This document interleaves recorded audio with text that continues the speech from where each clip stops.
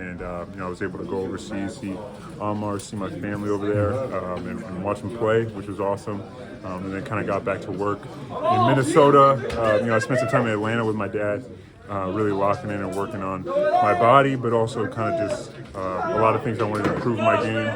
I want to shoot at a very high level this year, and that was something I really was intentional about this summer, as well as defensively working on my hands, working on my feet, just trying to be able to, be a better drop defender or switch defender, whatever it is. So I felt like I really improved in those areas in the off season, and really, really excited for this season. It's been a good preseason so far, a good camp.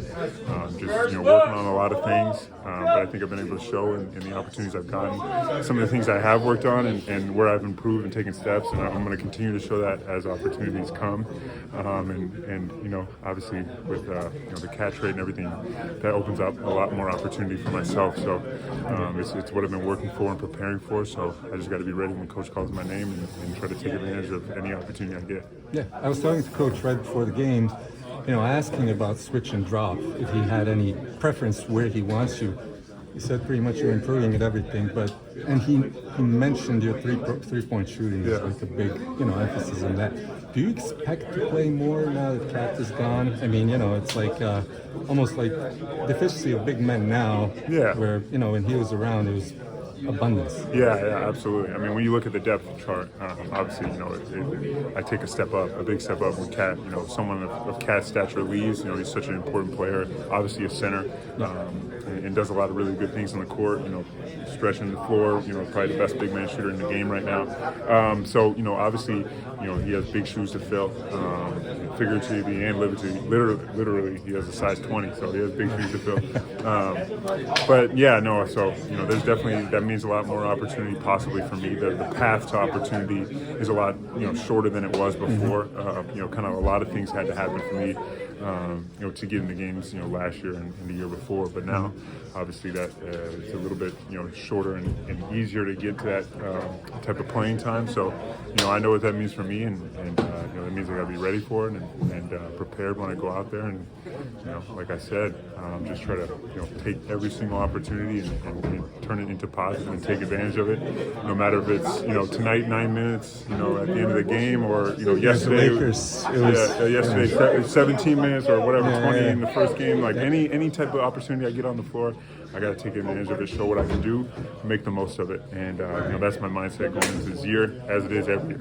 Yeah, and last year you were saying you were working really hard on your body. I see even more muscle definition now. Yeah. Are you really putting emphasis every summer working on your body? It's been a work in progress over, since I left college, but, I was 275 pounds, and, now I'm about 237, so it's a big difference, but, now it's about, like you said, increasing the muscle, and lowering the body fat so I can be as strong as I was at 275, have that strength at a lighter weight, so I'm faster, quicker, can guard better, all that kind of stuff. So that's been the goal every single off season, since college. But I think these last two off seasons have made really big jumps in that area, and I've gotten to a point where I'm a lot lighter, but I'm as strong. I think my first couple years in the league, I was a little bit too light. I had lost weight, but I wasn't strong enough to battle and be with the big guys. So now I feel very confident when I go on the court that I'm one of the stronger guys out there, but also one of the more lean.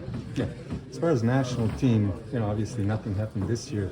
Like next year, I know you have another year of contract, but it's not guaranteed. It's too early to say what's going to happen, but if Bosnia makes it to the Euro, would you, play, even though you might not have a guaranteed contract? Yeah, absolutely. I think if there's an opportunity, we're going to Eurobasket, you can sign me up. Barring any crazy circumstance, I'm going to be there. I want to play. I want to represent the country. I want to play with my cousin. I want to play with all the guys, Musa, Nurkic, all of them. It's something, that last experience I had was incredible. I loved the basketball. It was so much fun. It was a breath of fresh air for me. And also there's a little bit of motivation because we didn't end it how we wanted to. We wanted to win, and obviously we came up short. So for me, there's a motivation to come back and get back in the gym and with those guys and prepare for Eurobasket. So obviously I'm cheering for us really hard in February. We're going to get it done. It's going to be really tough because Croatia, group. Yeah, it's either Cyprus, Croatia or Bosnia, I think. You know, we play in February, so Yeah. I'm looking forward to that, and I know we're going to pull it off, and we're going to be ready for this summer. But obviously Croatia is an incredible group, incredible team. We have an incredible group in general with France as well. Big Rudy and what they did this summer. So I'm very excited, and obviously it would be a dream come true to play in Eurobasket. I obviously was able to watch a couple of the games, in the past, when we did so well out there. So I'm excited to hopefully be a part of that. did you watch the Olympic? Did you follow like the Olympic tournament? Yeah. Did you see that game in Serbia and USA? Yeah. I mean, that was one of the, Did you expect something like that to happen? I mean, that was one of the best U.S. assembled teams ever, and it was a pretty tight game. I think I think everyone can tell that the rest of the world is catching up. Just in terms of the dominance of the guys, international guys in the league. When you're talking about Jokic, Giannis, all these guys that are winning MVP, Luka Garza, being first team All NBA for all these seasons straight. I think everybody can understand. That gap that people think there is, it's not really there. There's guys from all the different countries all over the world that are very talented and have a chance of beating the U.S. Obviously, they were able to come out on top, and that's one of the most talented groups of all time, like you said. But I think it showed. Both France and the championship had a chance and played very well, and obviously Serbia. They really had a chance and were up big, and but Steph Curry is some of those guys. Those are the best in the world, and they showed it at the biggest stage in the biggest moment.